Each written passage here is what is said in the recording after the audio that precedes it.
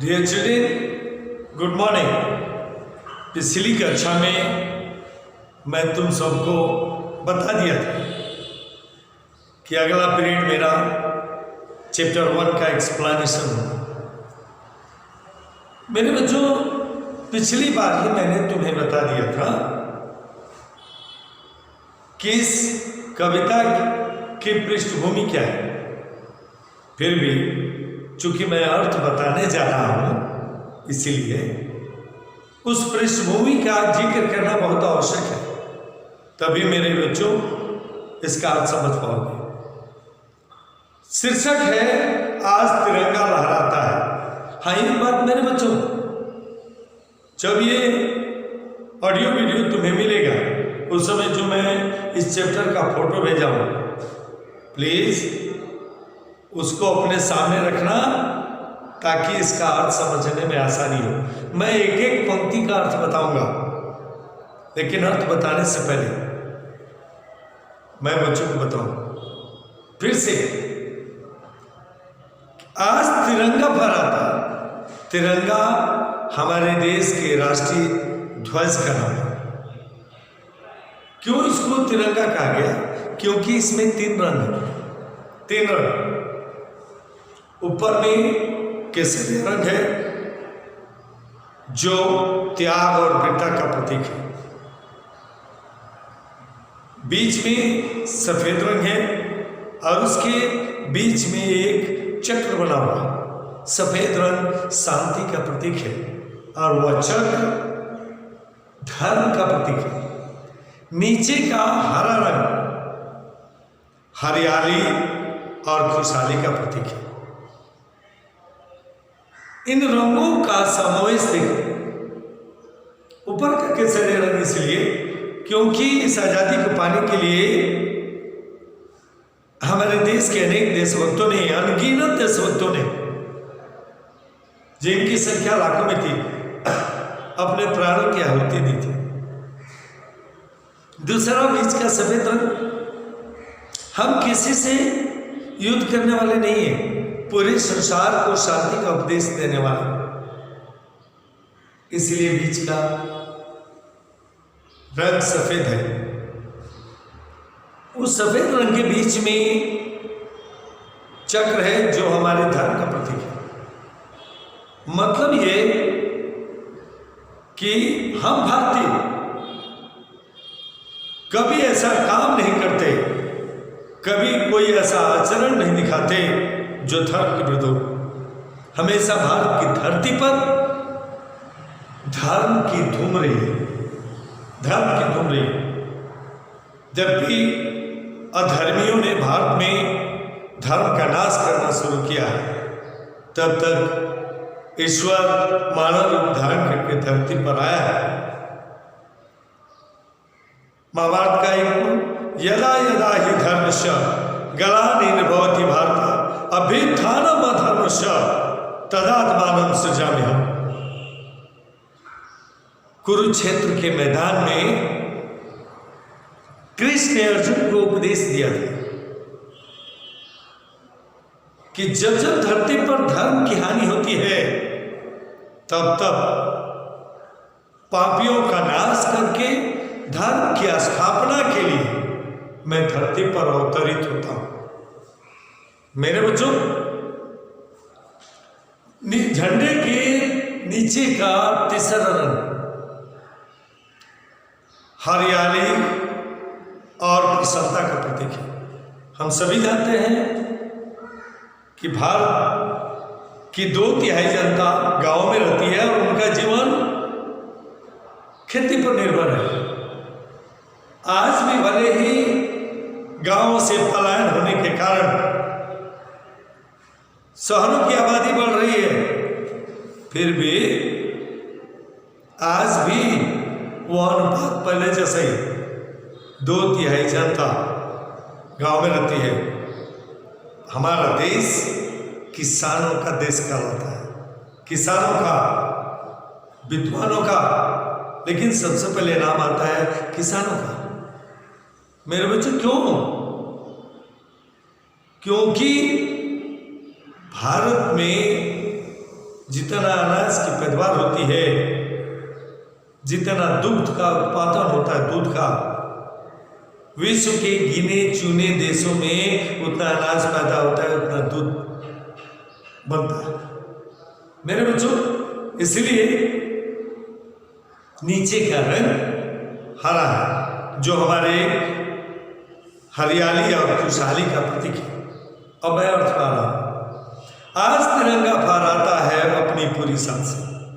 मेरे बच्चों, देश आजाद है, इसलिए आज हमारा झंडा पूरे शान से फहर रहा है। फहर क्या रहा है? वो अपना स्वाभिमान, वो अपना गौरव, वो अपना गर्व पूरे संसार में फैला रहा है। हमें मिली आजादी, सेकंड पंक्ति, हमें मिली आजादी वीर शहीदों के बलिदान से। मेरे बच्चों, ये आजादी हमें अंग्रेजों ने मुफ्त में नहीं दी। आजादी पाने के लिए भारतीयों ने लंबा संघर्ष किया था। मैं सारांश देते वक्त इस कविता का मैं बताया था कि आजादी की पहली लड़ाई 1857 इन द ईयर 1857 झांसी की रानी लक्ष्मीबाई और मंगल पांडे द्वारा आरंभ की गई थी और उसकी समाप्ति 15 अगस्त 1947 को, अर्थात 1857 टू 1947,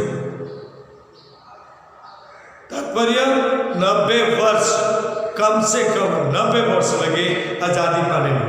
वही है, और 90 वर्ष के दौरान देश के अनेक देशभक्तों ने अपने प्राणों की आहुति दी, तब जाकर आजादी मिली और अपने देश का झंडा फहराने का अवसर मिला। नहीं तो जब हम गुलाम थे, भारत में अंग्रेजों का शासन था, उस समय अंग्रेजों का यूनियन जैक पड़ता था। मेरे बच्चों, एक छोटी सी घटना बताऊं। आज भी जब बिहार में जाओ, पटना के सचिवालय के सामने 11 बच्चों की मूर्तियां बनाई गई हैं, जिनकी उम्र 12 वर्ष से कम थी। उनका अदम्य साहस, जिन्होंने अंग्रेजों की गोलियों की परवाह किए बिना उनकी गोलियों का सामना करते हुए 12 किशोर बालक सचिवालय की सीढ़ियों पर चढ़ने की कोशिश किए ताकि ऊपर चढ़कर वे यूनियन जैक को निकालकर तिरंगा फहरा सके। मेरे बच्चों, इस प्रयास में 11 किशोर बालक मारे गए थे। एक बच्चा बचकर सचिवालय की छत पर पहुंचा और वहां से यूनियन जैक को निकालकर फेंका, वहां पर तिरंगा फहरा दिया। अचानक अंग्रेज सैनिकों के चेहरे काले पड़ गए कि अरे ये लड़का कैसे फहरा है, और वहीं से उसने भारत मां की जय का नारा लगाया। मेरे बच्चों, तुरंत एक अंग्रेज सैनिक ने गोली चलाई, बच्चे को गोली लगी और वो नीचे गिर पड़ा। अस्पताल उसे पहुंचाया गया। उसे थोड़ी देर के लिए होश आया।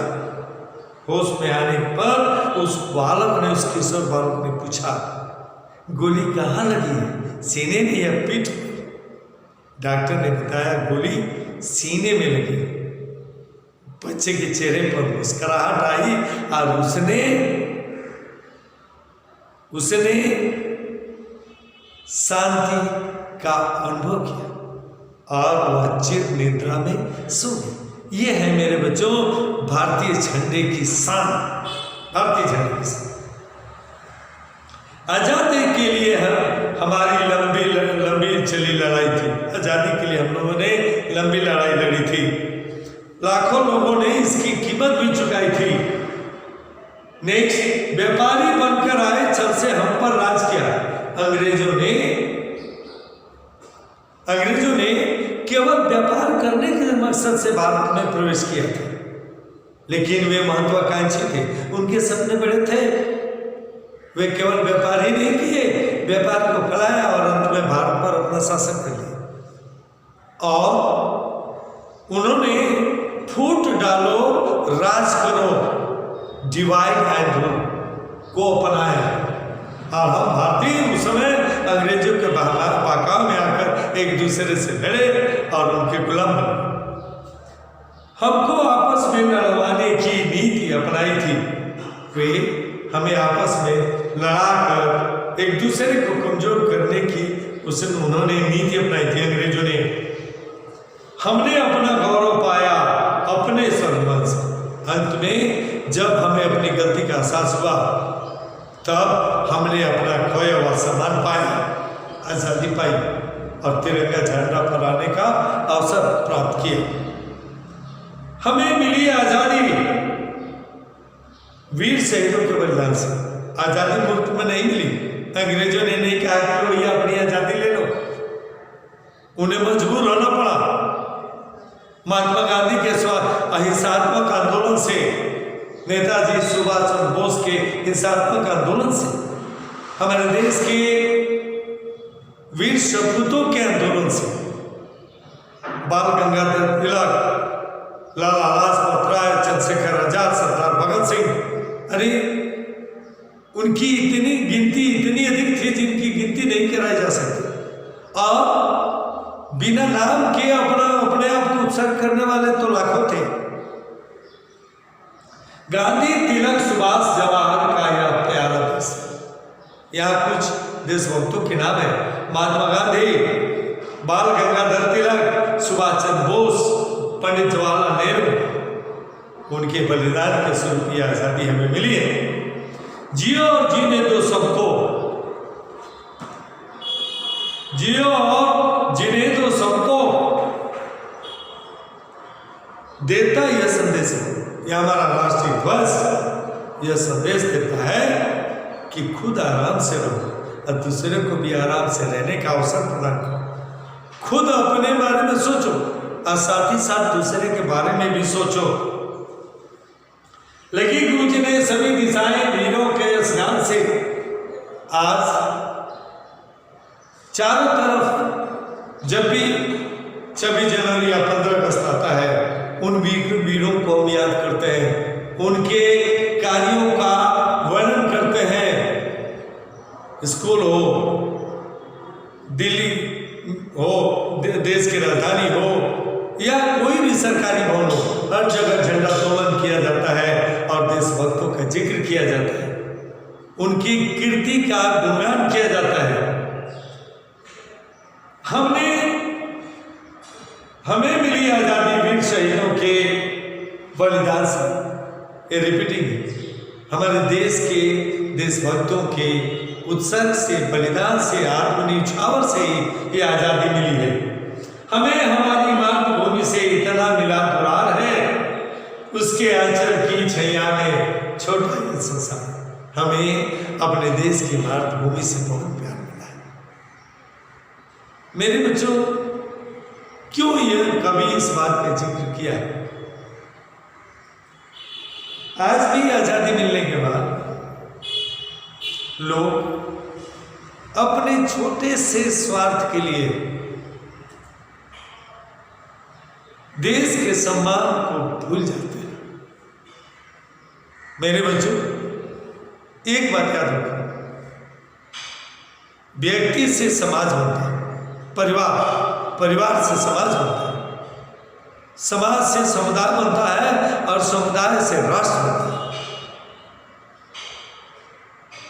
मेरे बच्चों, देश है तभी समुदाय है, समाज है, परिवार है, व्यक्ति है। देश नहीं है तो न तो समाज है, न परिवार है, न व्यक्ति। हमें सबसे पहले अपने देश के बारे में सोचना चाहिए, उसके बाद अपने बारे में सोचना चाहिए। जिस मातृभूमि का अन्न जल ग्रहण करके हम पलते बढ़ते हैं, बड़े होते हैं, जिसके फल को खाकर, जिसका रक्त संचार, जिसके कृपा से हमारे शरीर में शक्ति की प्राप्ति होती है, क्या उसके प्रति हमारा दायित्व नहीं है? दायित्व है तो हमें अपनी मातृभूमि और अपने देश के बारे में सोचना चाहिए, अपने देश के बारे में सोचना चाहिए। हम न कभी हिंसा के आगे अपना शीश झुकाएंगे। सच पूछो तो पूरा विश्व हमारा ही परिवार। हम भारतीयों की ये सबसे बड़ी खूबी है कि हम अहिंसा के मार्ग पर नहीं चलते। हम हिंसा के मार्ग पर नहीं चलते, हम अहिंसक हैं, अहिंसा को अपनाते हैं, जिए और जीने देने पर विश्वास करते हैं। मेरे बच्चों, किंतु एक बात याद रखो, हम उस हिंसा का भी विरोध करते हैं जो दूसरे को सताने के लिए, दूसरे को प्रताड़ित करने के लिए की जाती है। वह हिंसा जिसमें अन्याय, असत्य और अत्याचार होता है, उसको हम कतई बर्दाश्त नहीं करते। हाँ, खुद से हम हिंसा के रास्ते पर नहीं चलते, लेकिन कमजोरों पर, असहायों पर, दलितों पर, निम्न वर्ग पर होने वाले अत्याचार को भी हम कभी बर्दाश्त नहीं करते।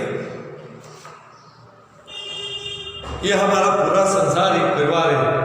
विश्व शांति की चली हवाएं हमें हिंदुस्तान से, आज पूरे संसार भर में विश्व शांति का संदेश देने वाला हमारा भारत है।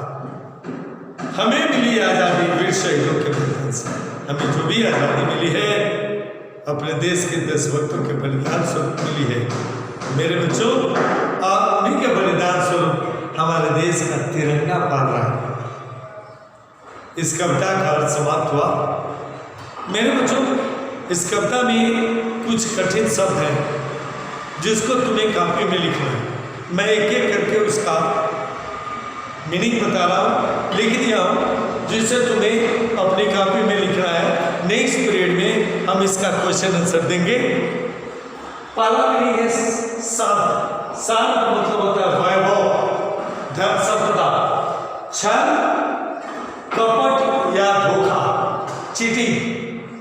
स्वाभिमान, आत्मसम्मान। यशगान, यशगान मीन्स महिमा का वर्णन करना। शीश, माथा, मस्तक, प्राण, जीवन, लाइफ। राज, शासन, शासन। जैसे भारत पर आज प्रजा का राज है, प्रजातंत्र है। गौरव, गर्व, स्वाभिमान, सम्मान, कुछ भी कर सकते। दुलार, ये तो मीनिंग जानते हो। माता द्वारा बेटा तुम हमको तो दुलार मिला ही है। दुलार मतलब स्नेह। व्यापारी, व्यवसायी। छैया, छाया, शैडो। नीति, तरीका या ढंग। बलिदान, कुर्बानी, सैक्रिफाइस। आत्मसमर्पण, न्यौछावर होना। हिंसा, चोट पहुंचाना, हानि पहुंचाना, किसी को कष्ट पहुंचाना। मेरे बच्चों, आज के लिए इतना ही। अगले पीरियड में हम इसका लघुत्तरीय प्रश्न के साथ साथ क्वेश्चन आंसर भी दे देंगे। चिंता मत करना। तब तक हो सकता है कि लॉकडाउन खत्म हो, किताब तुम्हारे पास हो। किताब जब तुम्हारे पास पहुंच जाएगी इतनी असुविधा नहीं होगी।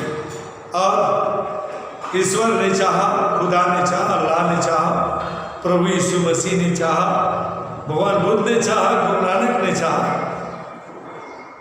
तो सबसे पहले अपने देश से, भारत से कोरोना की समाप्ति होगी। मैं सभी बच्चों को सेहतमंद रहने, पढ़ाई के प्रति ध्यान देने का आशीर्वाद देते हुए आज का पीरियड में समाप्त करता हूँ। Thank you.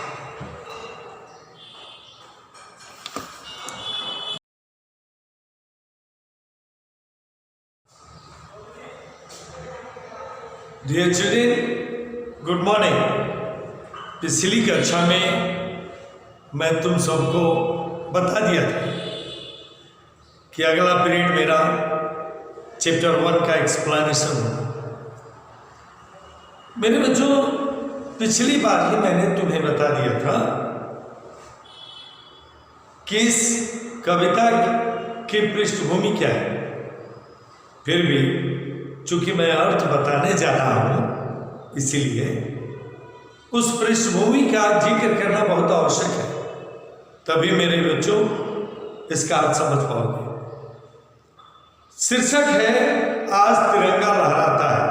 हाँ, एक बात मेरे बच्चों, जब ये ऑडियो वीडियो तुम्हें मिलेगा उस समय जो मैं इस चैप्टर का फोटो भेजा हूं, प्लीज उसको अपने सामने रखना ताकि इसका अर्थ समझने में आसानी हो। मैं एक एक पंक्ति का अर्थ बताऊंगा, लेकिन अर्थ बताने से पहले मैं बच्चों को बताऊं फिर से, आज तिरंगा फहराता। तिरंगा हमारे देश के राष्ट्रीय ध्वज का नाम है। क्यों इसको तिरंगा कहा गया? क्योंकि इसमें 3 रंग है। 3 रंग, ऊपर में केसरी रंग है जो त्याग और वीरता का प्रतीक है, बीच में सफेद रंग है और उसके बीच में एक चक्र बना हुआ। सफेद रंग शांति का प्रतीक है और वह चक्र धर्म का प्रतीक है।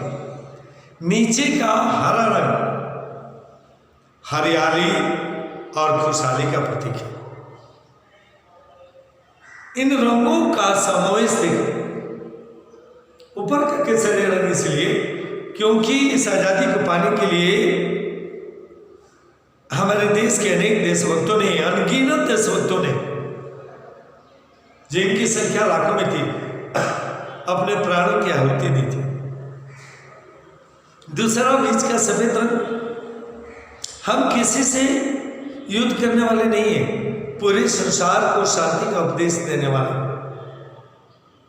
इसलिए बीच का रंग सफेद है।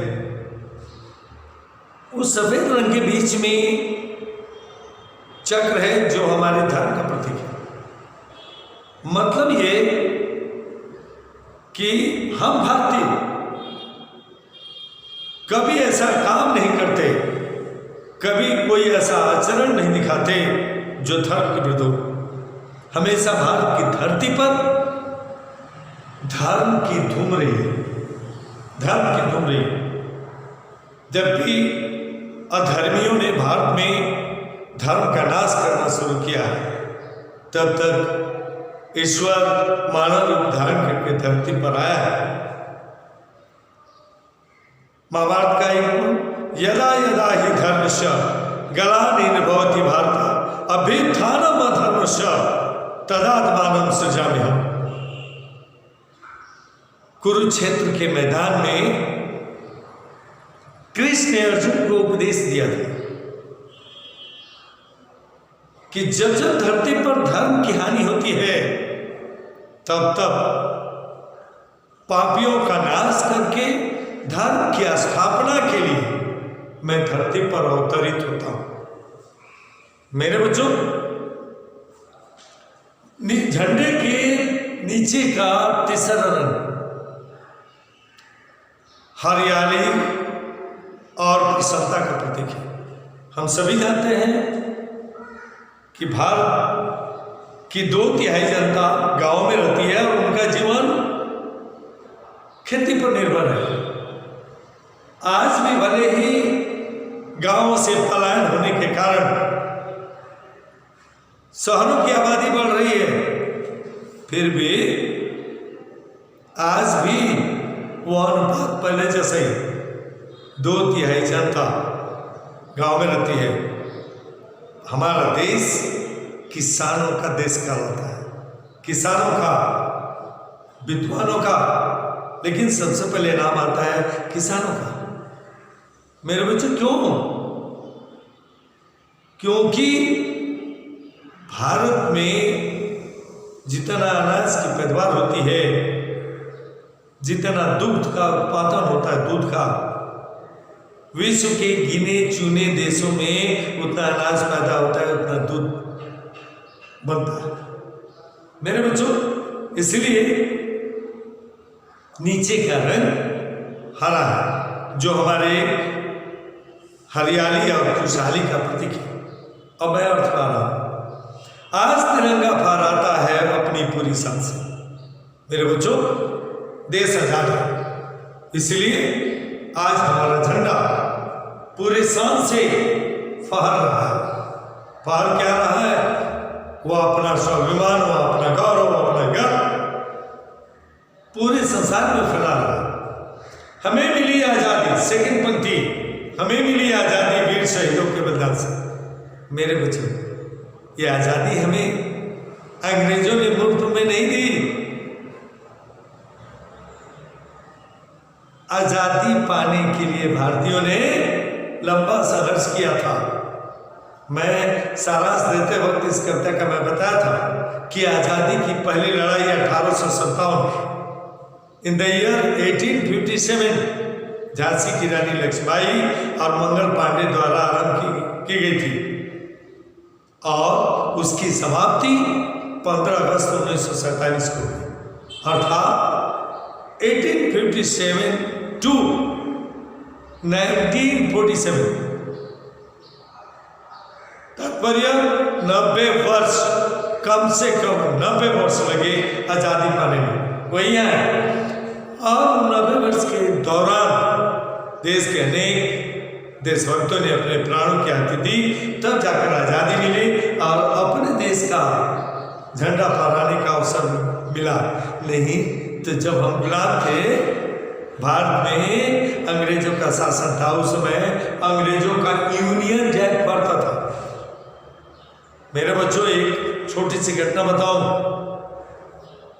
आज भी जब बिहार में जाओ, पटना के सचिवालय के सामने 11 बच्चों की मूर्तियां बनाई गई हैं जिनकी उम्र 12 वर्ष से कम थी। उनका अदम्य साहस, जिन्होंने अंग्रेजों की गोलियों की परवाह किए बिना उनकी गोलियों का सामना करते हुए 12 किशोर बालक सचिवालय की सीढ़ियों पर चढ़ने की कोशिश किए ताकि ऊपर चढ़कर वे यूनियन जैक को निकालकर तिरंगा फहरा सके। मेरे बच्चों, इस प्रयास में 11 किशोर बालक मारे गए थे। एक बच्चा बचकर सचिवालय की छत पर पहुंचा और वहां से यूनियन जैक को निकाल कर फेंका, वहां पर तिरंगा फहरा दिया। अचानक अंग्रेज सैनिकों के चेहरे काले पड़ गए कि अरे ये लड़का कैसे फहराया, और वहीं से उसने भारत मां की जय का नारा लगाया। मेरे बच्चों, तुरंत एक अंग्रेज सैनिक ने गोली चलाई, बच्चे को गोली लगी और वो नीचे गिर पड़ा। अस्पताल उसे पहुंचाया गया। उसे थोड़ी देर के लिए होश आया। होश में आने पर उस बालक ने, उस किशोर बालक ने पूछा, गोली कहाँ लगी है, सीने में या पीठ पर? डॉक्टर ने बताया, गोली सीने में लगी। बच्चे के चेहरे पर मुस्कुराहट आई और उसने शांति का अनुभव किया और वह चिर निद्रा में सो गई। ये है मेरे बच्चों भारतीय झंडे की शान, भारतीय झंडे की शान।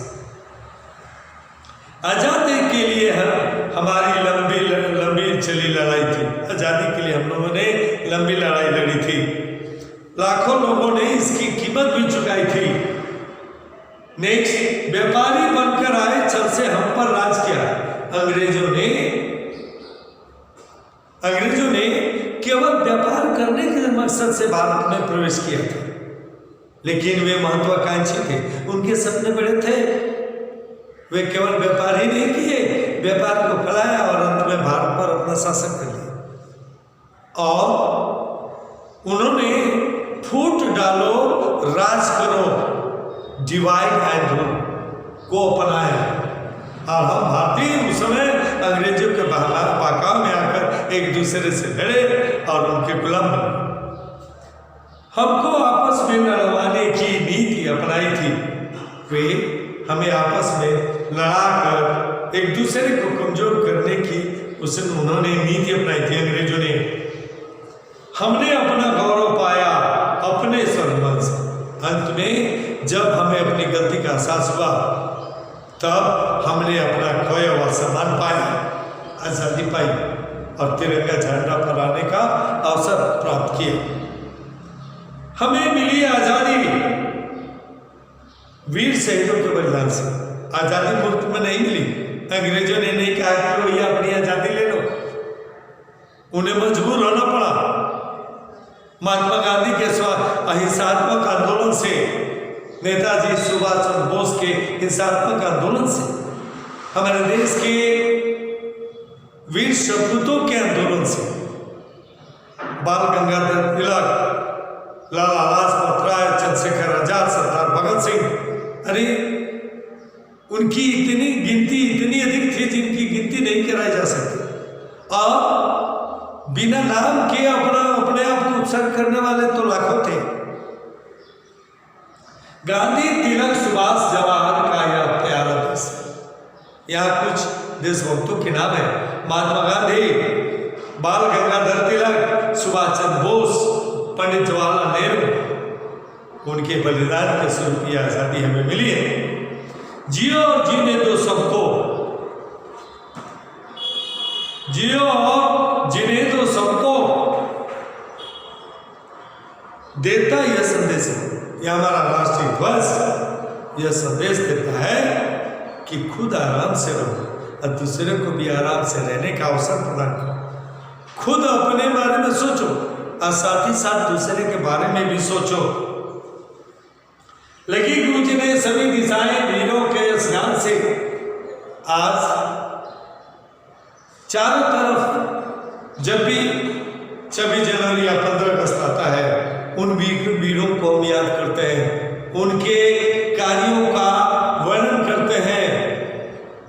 स्कूल हो, दिल्ली हो, देश की राजधानी हो या कोई भी सरकारी भवन हो, हर जगह झंडोत्तोलन किया जाता है और देशभक्तों का जिक्र किया जाता है, उनकी कीर्ति का गुणगान किया जाता है। हमें मिली आजादी वीर शहीदों के बलिदान से। ये रिपीटिंग हमारे देश के देशभक्तों के उत्सर्ग से, बलिदान से, आत्मनिछावर से ये आजादी मिली है। हमें हमारी मातृभूमि से इतना मिला दुलार है, उसके आंचल की छैया में छोटा ही संसार। हमें अपने देश की मातृभूमि से बहुत प्यार मिला है। मेरे बच्चों, क्यों यह कभी इस बात का जिक्र किया? आज भी आजादी मिलने के बाद लोग अपने छोटे से स्वार्थ के लिए देश के सम्मान को भूल जाते हैं। मेरे बच्चों, एक बात याद रखो, व्यक्ति से समाज बनता है, परिवार से समाज बनता है, समाज से समुदाय बनता है और समुदाय से राष्ट्र बनता है। मेरे बच्चों, देश है तभी समुदाय है, समाज है, परिवार है, व्यक्ति है। देश नहीं है तो न तो समाज है, न परिवार है, न व्यक्ति। हमें सबसे पहले अपने देश के बारे में सोचना चाहिए, उसके बाद अपने बारे में सोचना चाहिए। जिस मातृभूमि का अन्न जल ग्रहण करके हम पलते बड़े होते हैं, जिसके फल को खाकर, जिसका रक्त संचार, जिसके कृपा से हमारे शरीर में शक्ति की प्राप्ति होती है, क्या उसके प्रति हमारा दायित्व नहीं है? दायित्व है तो हमें अपनी मातृभूमि और अपने देश के बारे में सोचना चाहिए, अपने देश के बारे में सोचना चाहिए। हम न कभी हिंसा के आगे अपना शीश झुकाएंगे। सच पूछो तो पूरा विश्व हमारा ही परिवार। हम भारतीयों की सबसे बड़ी खूबी है कि हम अहिंसा के मार्ग पर नहीं चलते, हम हिंसा के मार्ग पर नहीं चलते, हम अहिंसक हैं, अहिंसा को अपनाते हैं, जिए और जीने देने पर विश्वास करते हैं। मेरे बच्चों, किंतु एक बात याद रखो, हम उस हिंसा का भी विरोध करते हैं जो दूसरे को सताने के लिए, दूसरे को प्रताड़ित करने के लिए की जाती है।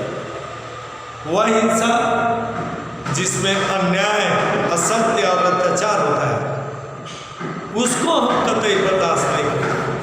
हाँ, खुद से हम हिंसा के रास्ते पर नहीं चलते, लेकिन कमजोरों पर, असहायों पर, दलितों पर, निम्न वर्ग पर होने वाले अत्याचार को भी हम कभी बर्दाश्त नहीं करते। यह हमारा पूरा संसार एक परिवार है। विश्व शांति की चली हवा है हमें हिंदुस्तान से। आज पूरे संसार भर में विश्व शांति का संदेश देने वाला हमारा भारत है। हमें मिली आज़ादी वीर शहीदों के बलिदान से।